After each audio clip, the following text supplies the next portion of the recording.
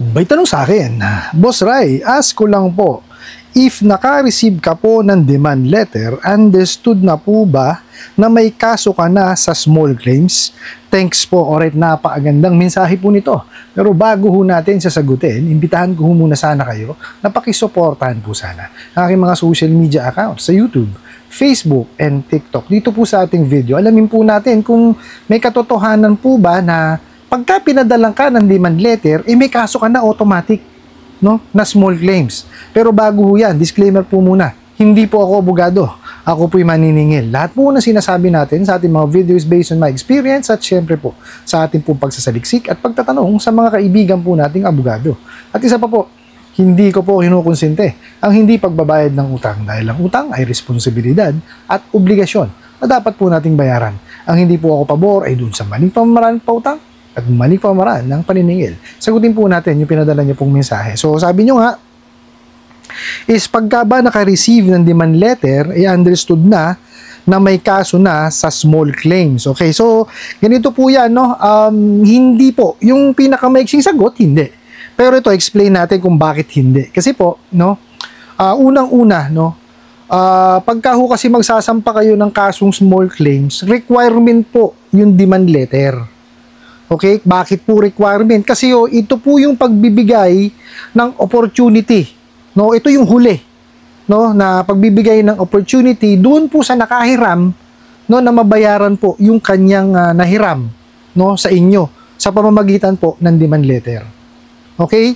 Ito po yung legal na dokumento, no. Pagka po yung individual lang po, no, yung wari, utang mo sa tao, pwede ho yung nagpahiram ang gumawa ng demand letter. Valid naman po 'yon. No?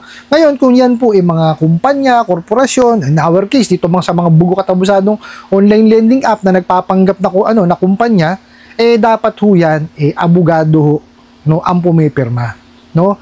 Importante po sa demand letter is, in-explain doon yung kanyang, kumbaga, nililiwanag, no, yung kanyang utang doon sa demand letter. Bakit nililiwanag? Kasi po, ganito dapat ang laman ng demand letter. Yung letterhead. Okay?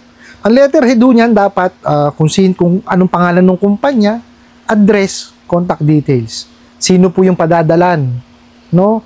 Pangalan, address, contact details. Tapos yung body of letter.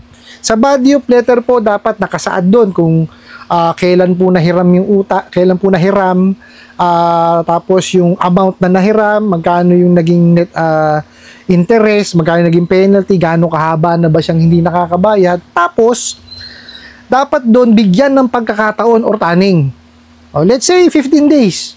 No, in 15 days dapat makipag-coordinate o mabayaran yung yung kanyang nahiram. Ngayon, may consequence naman 'yun.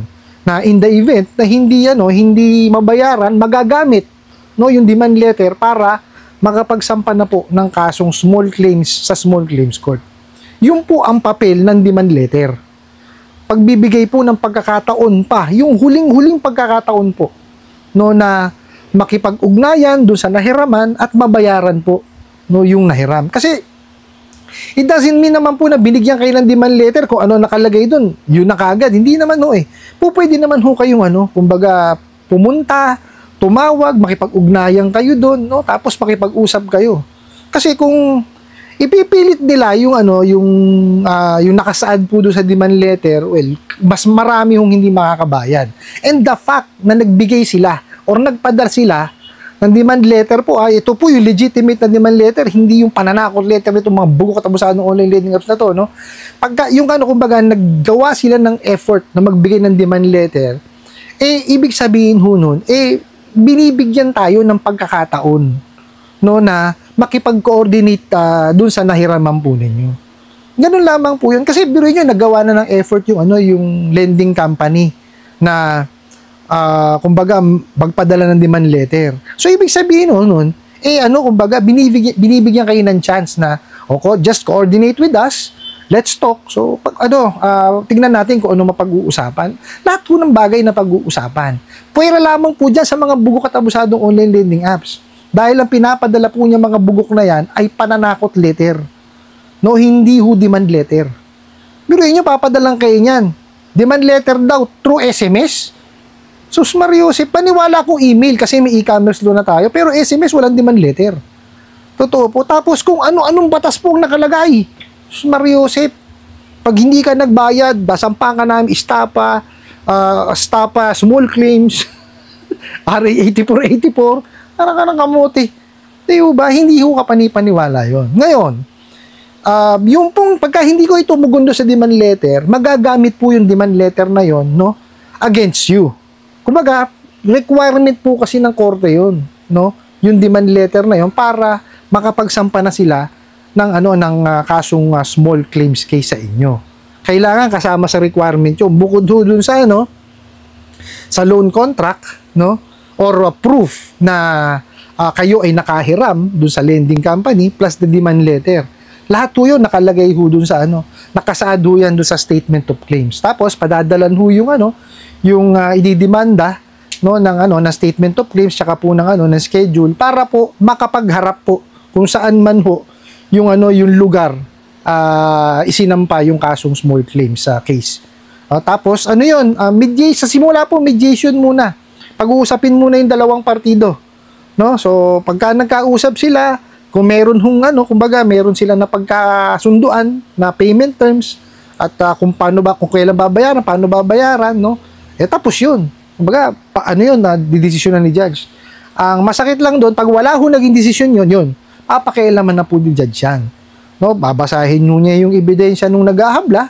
Tapos kung may ebidensya rin po yung yung hinahabla, no? Kuwari, for example, hinaras, mataas ang interest rate, ayun.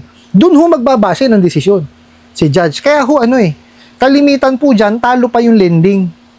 Pagka yung meron ho siyang ginawang let's say harassment at na-approve po nung kabilang partido, ay mababaliktad pa po yan, tsaka yung malalaki interest. Kaya ho hindi ho kumbaga kakaunti yung nagsasampa ng kasong small claims case sa small claims court. Hindi ho ganun karami. Not unless yan talagang diretso straight na yan, kumbaga walang ginagawang harassment, sumusunod sa batas, sumusunod sa interest rate, yan talagang maghahabla yan. No, kasi alam nilang walang balik sa kanila yun eh. Hindi ko sinasabi sa inyo na ito na walang naghahabla para kayo huwag magbayad, hindi ho. No? Sinasabi ko ho ito sa inyo kasi po para makabawas dun sa anxiety at depression na nararamdaman po ninyo. Kasi itong mga bugo katabusadong online lending apps, yan po ang ginagamit na panakot. No? May demand letter na kayo. O mayroon na kayong kasong small claims. Paano mangyayari yun? Tingnan nyo nga yan mga yan, papadala ng SMS. For example, ngayon ang due date nyo.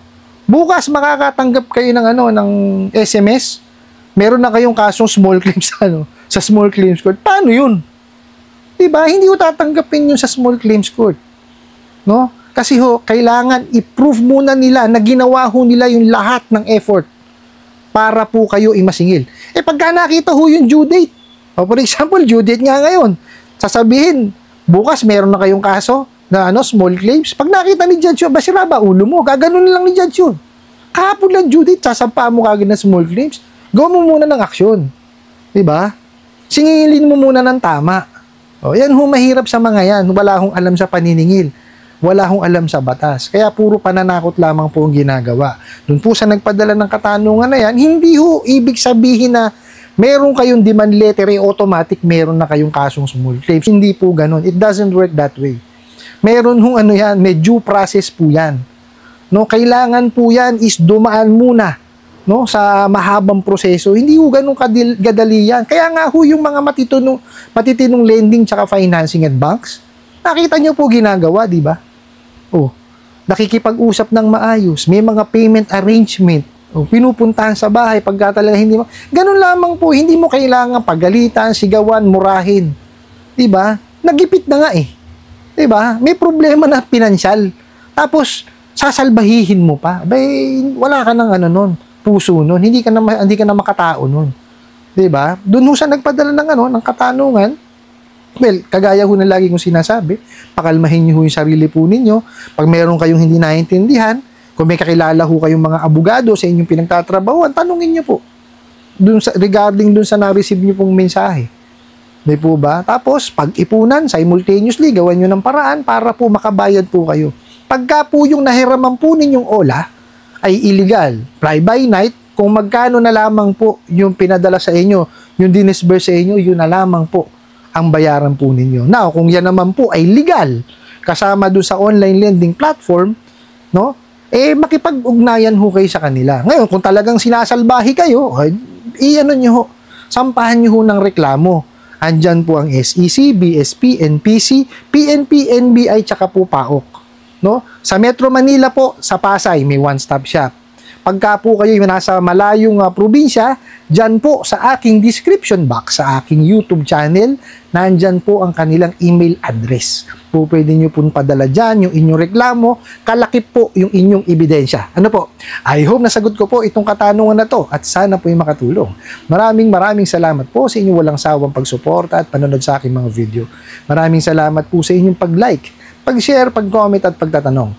And kunin ko na rin po itong opportunity na ito na imbitahan po sana kayo. Napakisuportahan po sana ang aking mga social media accounts sa YouTube, Facebook, and TikTok. Hanggang sa muli po. Yun lang.